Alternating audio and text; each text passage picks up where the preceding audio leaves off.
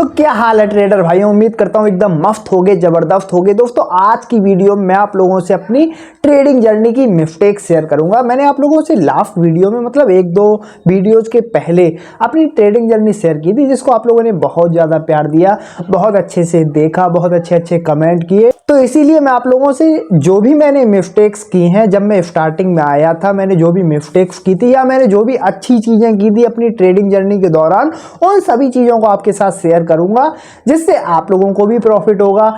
Social media का एक यही फायदा है कि अगर आप लोग कोई भी नई चीज स्टार्ट करना चाहते हो, अगर आप लोग भी ट्रेडिंग जैसी चीज जिसमें पैसे लगते हैं, जिसमें रिस्क बहुत होता है, वो अगर चीज स्टार्ट करना चाहते हो, तो जो इस इंडस्ट्री में पहले से हैं, जो उस फील्ड में पहले से लोग होते हैं, उनके एक्सपीरियंस से कुछ सीख सकते हो, जिनको अगर आप लोग भी अप्लाई करोगे अपने ऊपर, अगर आप लोग भी बिगिनर की तरह आते हो और उन सब चीजों को फॉलो करते हो, तो आप लोग स्टार्टिंग से ही थोड़ा बेहतर हो सकते हो और कम से कम गलतियां कर सकते हो।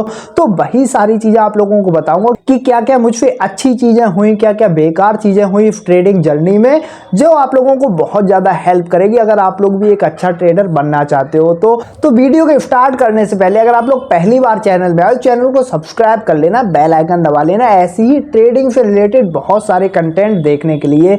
तो सबसे पहले मैं अपनी थोड़ी अच्छाइयां बताता हूं कि क्या क्या चीजें मैंने अच्छी की और आप लोगों को भी ये जरूर करनी चाहिए। तो जो पहली चीज थी, क्योंकि मैं बहुत सारी वीडियोज देखता रहता था ट्रेडिंग की, तो मुझे ये चीज कंफर्म थी कि यहाँ पे बहुत ज्यादा पैसे के साथ नहीं आना है। अगर आप स्टार्ट कर रहे हो तो उतना ही पैसा लाओ जितना आप लोग गंवाने के लिए तैयार रहो। इससे मुझे बहुत ज्यादा बेनिफिट मिला, क्योंकि मैं बहुत ज्यादा जब पैसे लेके नहीं आया मार्केट में और मैं सीखने की इंटेंशन के साथ आया। अगर आप लोग आते हो मार्केट में केवल ये सोचते हो कि मैं 10 दिन रहूंगा, 20 दिन रहूंगा या मैं 1 साल भी रहूंगा और केवल पैसे बना के यहां से निकल जाऊंगा, तो वो इंटेंशन आपकी गलत है। अगर आपकी इंटेंशन ठीक होगी, अगर आप लोग सीखने के पर्पज से आओगे, लॉन्ग टर्म रहने के पर्पज से आओगे, तो 100% है आप कुछ ना कुछ सीखते रहोगे। और जरूरी नहीं एक ही बार में आप सारा पैसा खींच लोगे मार्केट से। यहाँ पे बने रहना है, डेली डेली पैसे निकालने हैं, हर महीने पैसे निकालने हैं। जरूरी क्या है कि आप लोग एक ही बार में करोड़पति बनोगे, धीरे धीरे प्रॉफिट ले लेके भी आप लोग करोड़पति बन सकते हो। तो इसलिए अगर आप लोग मार्केट में आ रहे हो तो कम से कम मिनिमम पैसे लेके आओ यहाँ पे, उससे ट्रेडिंग स्टार्ट करो, उससे चार्ट पढ़ना सीखो, उससे स्टॉप लॉस लगाना सीखो। स्टॉप लॉस की मैंने बात की है तो मैं आप लोगों को बताता हूँ अपनी गलती के बारे में। मैंने जब अपनी एक अच्छी चीज शेयर कर दी है तो एक गलती भी इसी में ऐड अप कर देता हूं, क्योंकि एसएल का पॉइंट आ गया है। मैंने स्टार्टिंग में कभी भी एसएल का यूज नहीं किया, क्योंकि जब मैं स्टार्टिंग में आया था तो मुझे सभी की वीडियोज में पता चलता था कि एसएल लगाना है, एसएल लगाना है, और मैं एसएल लगाता भी था। जब भी मैं ट्रेड लेता था मुझे पता था कि 5% एसएल लगाया जाता होगा या 10% पे एसएल लगाया जाता होगा, तो मैं 5% या 10% पे एसएल लगा देता था। लेकिन क्योंकि एसएल लगाने का तरीका थोड़ा डिफरेंट होता है, जो आप लोग मार्केट में आओगे तभी आप लोगों को समझ में आएगा कि एसएल कभी भी अपनी एंट्री के साथ एसएल नहीं लगाया जाता है। चाहे आप 5% पे लगा रहे हो, चाहे आप 20% पे ही क्यों ना लगा रहे हो, लेकिन एसएल हमेशा लगाया जाता है सपोर्ट के नीचे, या फिर जब कोई मार्केट में रिवर्सल ट्रेंड रिवर्स होता है तो जो कैंडल बनती है अपर साइड पे, उसके नीचे हमको एसएल लगाना होता है। एसएल के बारे में पूरी एक सीरीज आप लोगों के लिए लेके आऊंगा, क्योंकि ये बहुत ज्यादा बारीक टॉपिक है, लेकिन इंपॉर्टेंट भी बहुत ज्यादा टॉपिक है। क्योंकि अगर आप लोग ये चीज समझ गए तो एटलीस्ट लॉस आपका बहुत कम होगा, भले ही प्रॉफिट उतना ज्यादा ना हो, लेकिन लॉस को आप लोग बहुत मिनिमाइज कर लोगे। तो सब्सक्राइब कर लेना, बेल आइकन जरूर दबा लेना, बहुत सारा कंटेंट आने वाला है। तो स्टार्टिंग में मैंने ये बहुत बड़ी गलती की कि जब मैं एसएल लगाता था मेरा हिट हो जाता था, उसके बाद प्राइस ऊपर भी चला जाता था, क्योंकि मुझे एसएल लगाना नहीं आता था। स्टार्टिंग में किसी को भी एसएल लगाना नहीं आता है, केवल ये पता है कि एसएल एक टूल है, उसको 5% 2% पे लगा दो, हिट होगा तो देखी जाएगी, नहीं तो कोई बात नहीं। बहुत बार मेरा भी एसएल हिट हुआ तो मुझे लगा कि एसएल नहीं लगाना चाहिए, इतने नीचे कॉइन नहीं गिरेगा, इतने नीचे ये स्टॉक्स नहीं जाएगा जो मेरा अमाउंट पूरा लेके चला जाए। और यही गलती मेरे साथ हुई, बहुत बार मेरा पैसा पूरा गया यहाँ मार्केट पे। लेकिन अगेन इसमें मेरी एक हेल्प की, जो मैंने आप लोगों को पहला पॉइंट बताया था कि मैं कभी भी बहुत ज़्यादा पैसे लेके आया ही नहीं मार्केट में जो मेरा जाएगा। तो ये दोनों चीज़ अगर आप लोग कंबाइन करके और अच्छे से सीख लेते हो तो यही आपको एक अच्छा प्रॉफिट दे सकते हैं। दूसरी जो मेरी गलती रही, जो मुझे लगता है कि मुझे प्रॉफिट लेना कभी भी नहीं आता था। आप भी स्टार्टिंग में आओगे, आप भी थोड़ा लालच में फंस जाओगे। जब आप लोग भी देखोगे कि ये चीज़ मुझे 10% का प्रॉफिट दे रही है, ये मुझे 15% का प्रॉफिट दे रही, तो आपको लगेगा कि जब इतने ऊपर आ गया फिर तो और ऊपर जाएगा, फिर तो और ऊपर जाएगा।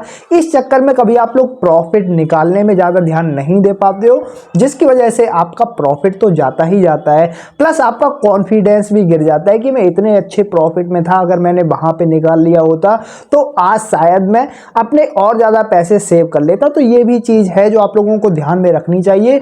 अगर आप लोग मार्केट में आए हो, आपने किसी में पैसे लगाए हैं और आपको अगर डिसेंट 7-8% का भी प्रॉफिट हो रहा है तो उस प्रॉफिट को लो।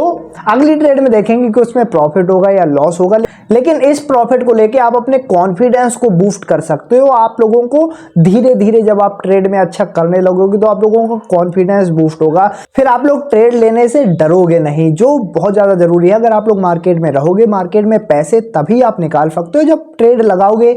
अगर ट्रेड लगाओगे ही नहीं, केवल आप लोग प्रेडिक्शन करते रहोगे बैठे बैठे कि ये अब ऊपर जा सकता है, इसने हायर हाई बनाया, इसने लोअर लो बनाया, तो केवल आप लोगों के हिसाब से मार्केट चल सकती है, आप लोगों को कोई भी प्रॉफिट नहीं दे सकती है। तीसरे पॉइंट की अगर मैं बात करूं जो बहुत ज़्यादा इंपॉर्टेंट है दोस्तों, कि कभी भी ट्रेड के पीछे मत भागो। ये गलती बिगिनर्स करते हैं और आप भी ज़रूर करोगे अगर आप लोग बिगिनिंग में आओगे।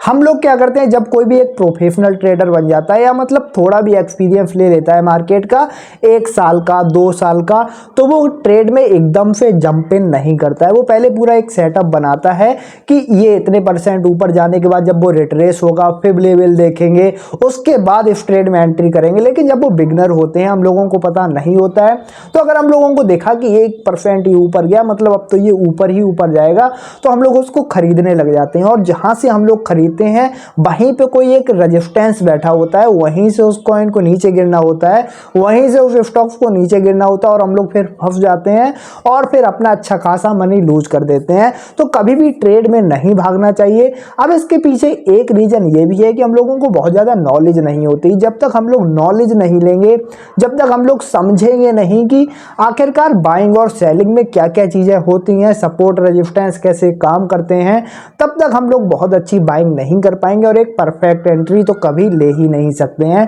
तो ये सारी मिस्टेक्स हैं जिनके बारे में अगर आप लोग काम करो, इन्हीं सब चीज़ों को देखो यूट्यूब पे कौन कैसे क्या बता रहा है, कौन कितना सिखा सकता है आपको। क्योंकि जितना यहाँ पे आप लोग सीख लोगे, जितनी चीज़ों को जान लोगे, जितनी चीज़ों को अपने ऊपर इंप्लीमेंट करोगे, उतने ही ज़्यादा आप लोग यहाँ पे बेहतर होते चले जाओगे। तो उम्मीद करता हूँ कि आप लोगों को ये पॉइंट्स बहुत ज़्यादा हेल्प करेंगे आपकी ट्रेडिंग को स्टार्ट करने में। और अगर आप लोग ये इंप्लीमेंट करोगे तो धीरे धीरे आप लोगों को भी इंप्रूवमेंट देखने को जरूर मिलेगी। आज की वीडियो में इतना ही, मिलते हैं आपसे अगली किसी धमाकेदार वीडियो में, तब तक के लिए बाय बाय।